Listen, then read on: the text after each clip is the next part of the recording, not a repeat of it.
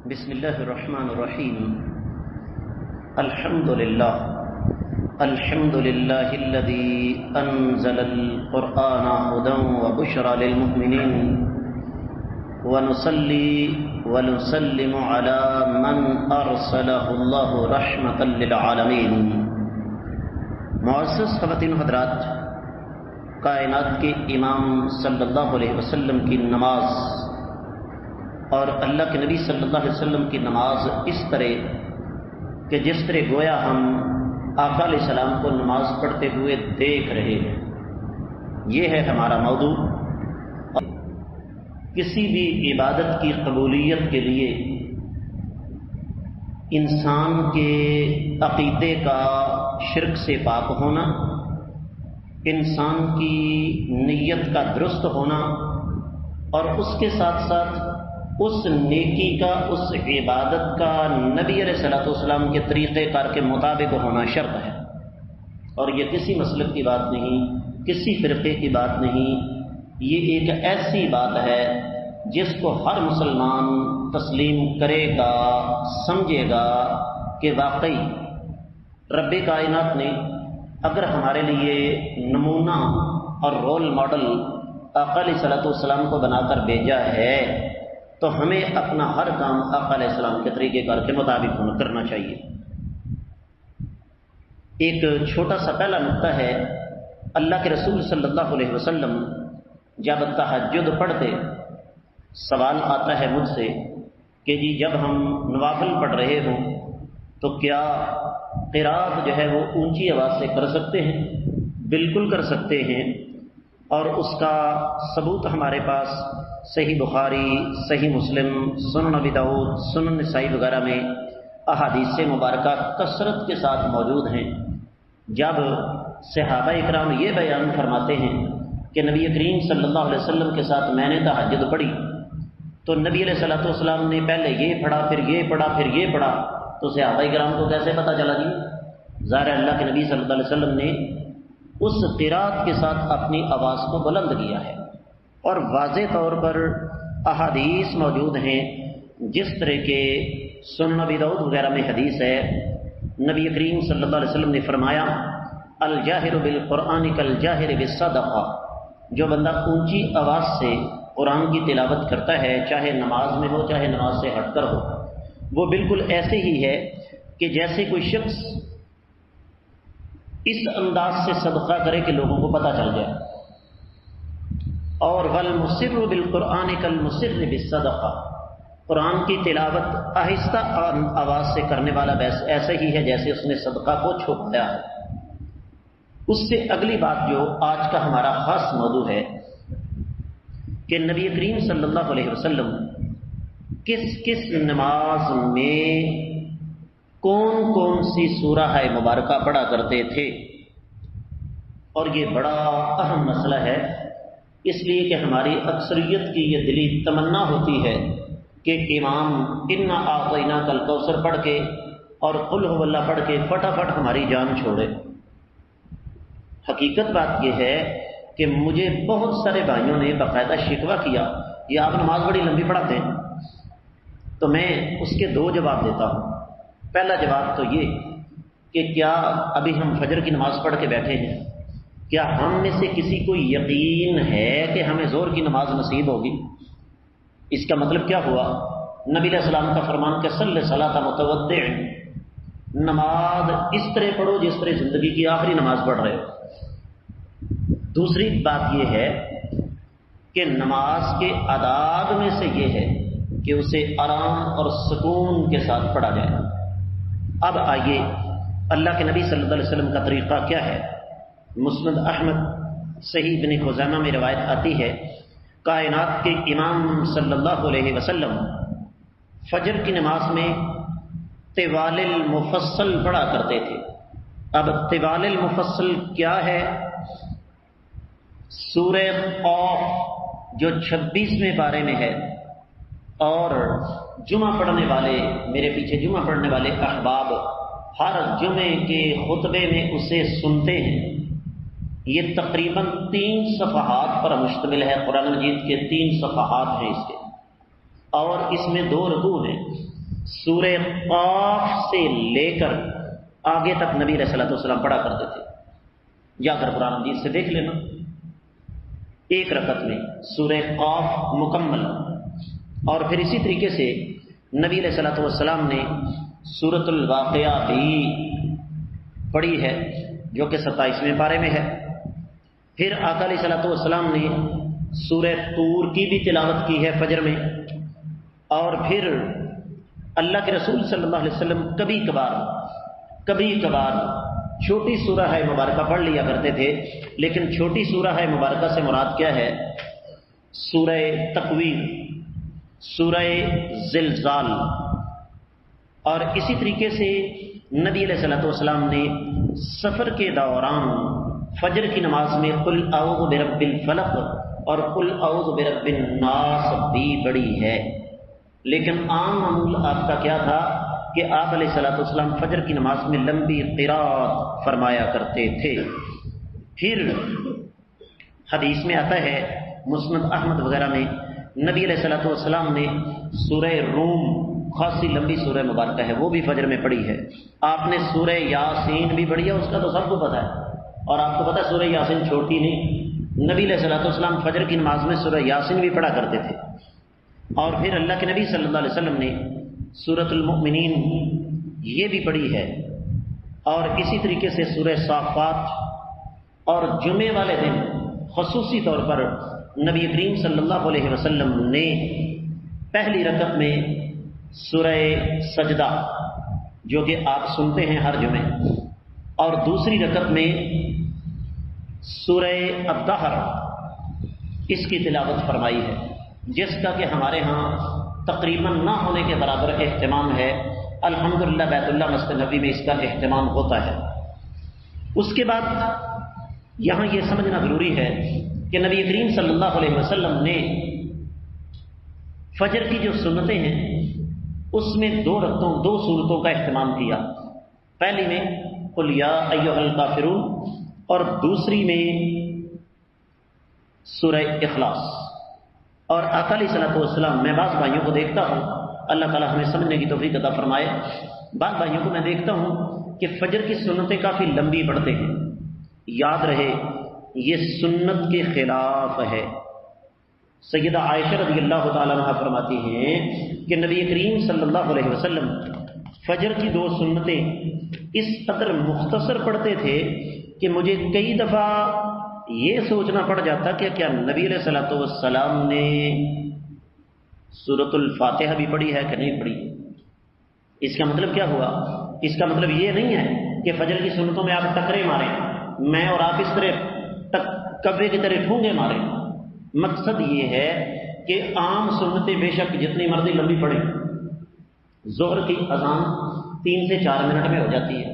اگر کوئی میرا بھائی، کوئی میرا بزرگ، کوئی میرا بیٹا پہلے وضو کر کے تیار ہے، بے شک 15 منٹ کے اندر 4 رکعتیں پڑھے ظہر کی، کوئی مسئلہ نہیں. لیکن فجر کی سنتیں نسبتاً مختصر پڑھنی ہیں.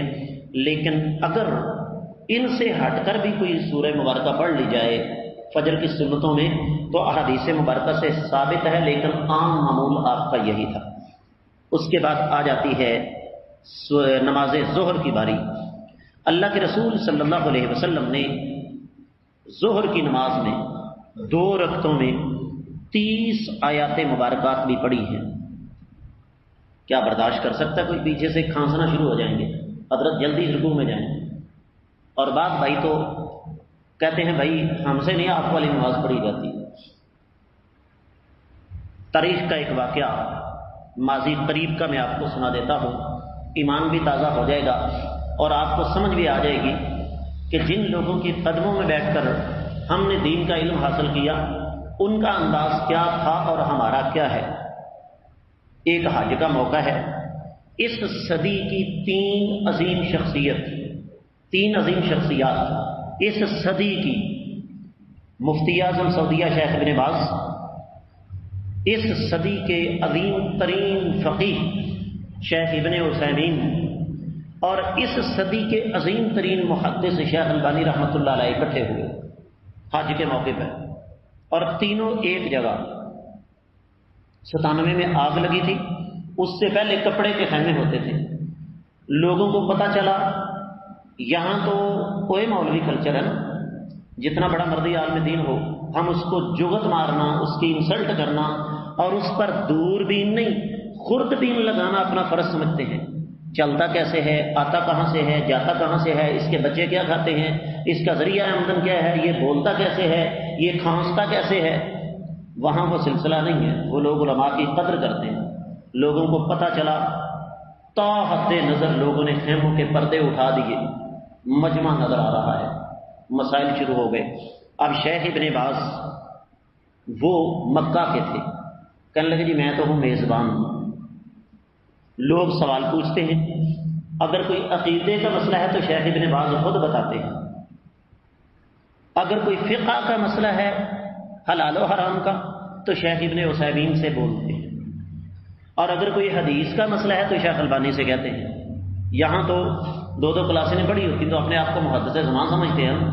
نماز کا وقت آیا تو لوگ تجسس میں آپ دیکھتے ہیں مصلی پہ کون کھڑا ہوتا ہے، 3 عظیم شخصیات ہیں، تھوڑی دیر کے لیے اپنے آپ کو اس ماحول کے اندر محسوس کیجیے۔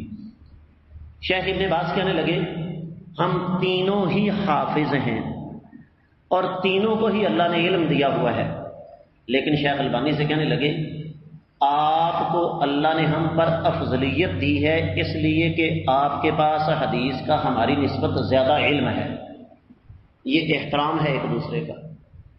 مصلی پہ کھڑے ہوئے شیخ البانی تاریخی جملہ بولا، سوال کیا، کہنے لگے حل اصلی بکم صلاۃ رسول اللہ صلی اللہ علیہ وسلم ام اخفف، بڑا پیارا جملہ ہے۔ کہنے لگے یہ بتاؤ کہ میں تمہیں نبی علیہ الصلوۃ والسلام والی نماز پڑھاؤں یا ہلکی رکھوں؟ اور شیخ ابن باز کا جواب سونے کے پانی سے لکھنے کے قابل ہے۔ کہنے لگے صلی بنا صلاۃ رسول اللہ صلی اللہ علیہ وسلم وعلمنا، کہنے لگے ہمیں نبی علیہ الصلوۃ والسلام کی نماز پڑھائیے اور ہمیں سکھائیے۔ یہ کون کہہ رہے ہیں؟ وہ بندہ جس سے ساری دنیا مسائل پوچھتی ہے، وہ بندہ جس کو سعودی عرب کا بادشاہ ملک فہد بن عبدالعزیز رحمۃ اللہ علیہ کہا کرتا تھا فضیلۃ الوالد، یہ بندہ کیا ہے؟ میرا باپ ہے۔ تو شیخ البانی رحمۃ اللہ علیہ نے پھر نبی علیہ الصلوۃ والسلام والی نماز پڑھائی ظہر اور عصر۔ اب خود اندازہ کیجئے کہ جب لوگوں کو پتہ چلا ہوگا کہ اس صدی کا سب سے بڑا محدث نبی علیہ السلام والی نماز پڑھا رہا ہے تو لوگوں کو اس وقت کیا حال ہوگا۔ کاش ہمارے اندر بھی ایسا جذبہ ہو کہ ہمیں بھی کوئی کہنے والا بنے کہ استاد جی ذرا نبی علیہ السلام والی نماز پڑھائیے۔ یہاں تو عشاء کی نماز پڑھاؤں 12 سے 13 منٹ ہو جائیں تو نماز کے بعد جناب جھومنے شروع ہو جاتی ہے۔ استاد جی خیر تو ہے، نماز کے اندر کہیں بھول گئے تھے، کہاں پہنچے ہوئے تھے؟ گھر کو گھر رہنے دیا کرے، نماز کے اندر نہ لایا کرے۔ ایمانداری کی بات ہے، بانڈوں والی جوتے مارتے ہیں لوگ۔ خیر بات لمبی نہ ہو جائے، اللہ کے نبی صلی اللہ علیہ وسلم نے ظہر کی نماز میں والسماء والطارق بھی پڑھی ہے، والسماء ذات البروج بھی پڑھی ہے 30ویں پارے میں سے، سورۃ اللیل بھی پڑھی ہے، سورۃ الانشقاق بھی پڑھی ہے اذا السماء انشقت۔ اور اللہ کے نبی صلی اللہ علیہ وسلم کے بارے میں حدیث میں سن لیجئے، صحیح بخاری کی روایت ہے، صحابہ کرام فرماتے ہیں اللہ کے نبی صلی اللہ علیہ وسلم ظہر اور عصر کی نماز پڑھاتے تو آپ لرز رہے ہوتے، کیونکہ کس کے سامنے کھڑے ہیں؟ اللہ تعالیٰ کے سامنے۔ اس کے بعد آگے ہم بڑھتے ہیں، اللہ کے نبی صلی اللہ علیہ وسلم نے مغرب کی عصر کی نماز میں کیا پڑھا ہے؟ تقریباً ظہر والی جو آیات مبارکات تھیں وہ بڑی ہیں، لیکن ایک روایت سن لیجئے، نبی کریم صلی اللہ علیہ وسلم عصر کی نماز میں کم از کم 15 آیات مبارکات ایک رکعت میں تلاوت فرمایا کرتے تھے۔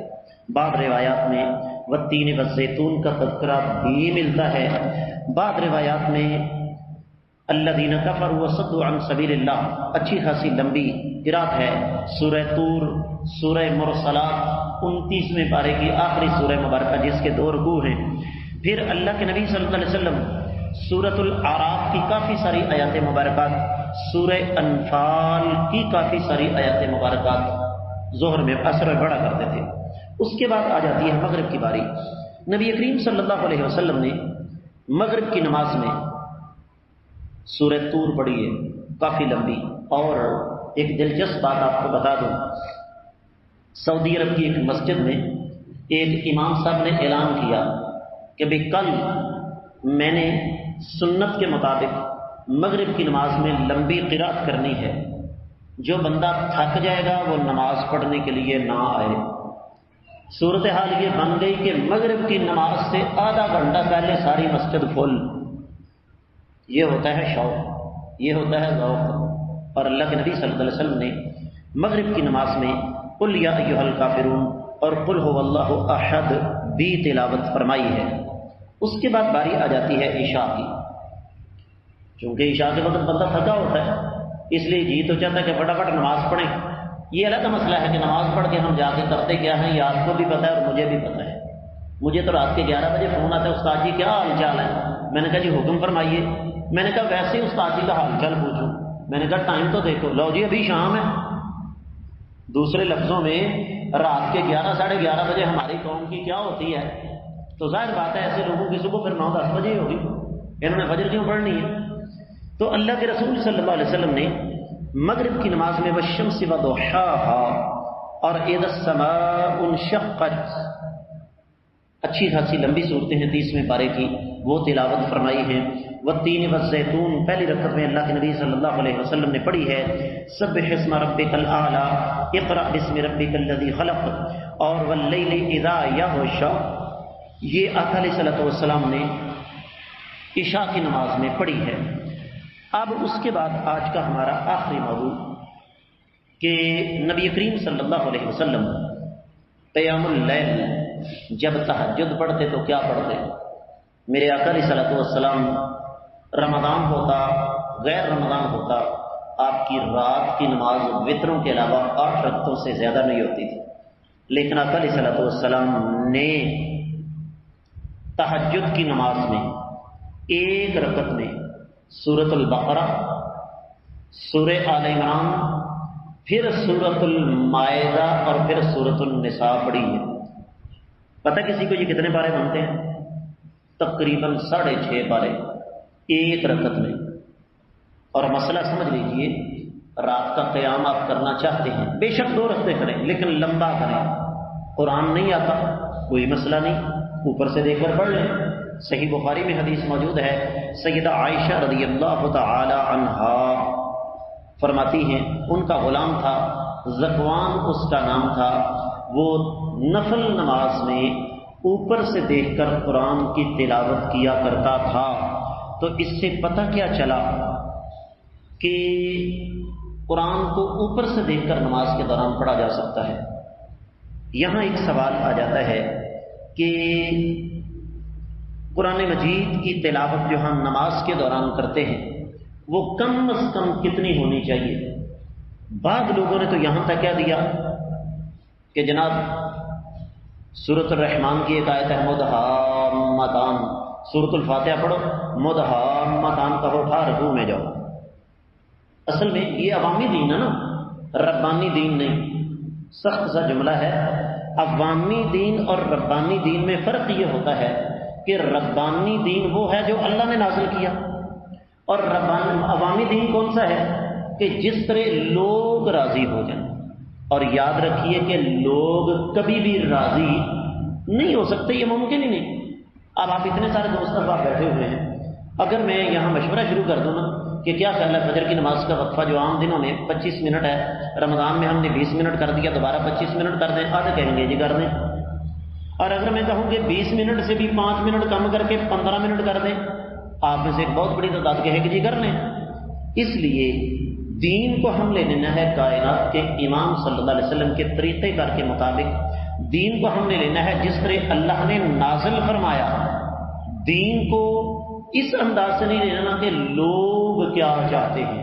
لوگ کچھ بھی نہیں چاہتے. اللہ نے چاہا تو آقا علیہ الصلوۃ والسلام کی نماز کے ساتھ ہمارا یہ سفر جاری رہے گا. اللہ تعالیٰ سے دعا ہے اللہ تعالیٰ ہمیں اپنی نمازوں کو آقا علیہ السلام کے طریقے کار کے مطابق ڈالنے کی توفیق عطا فرمائے. وما علی الا البلاغ المبین.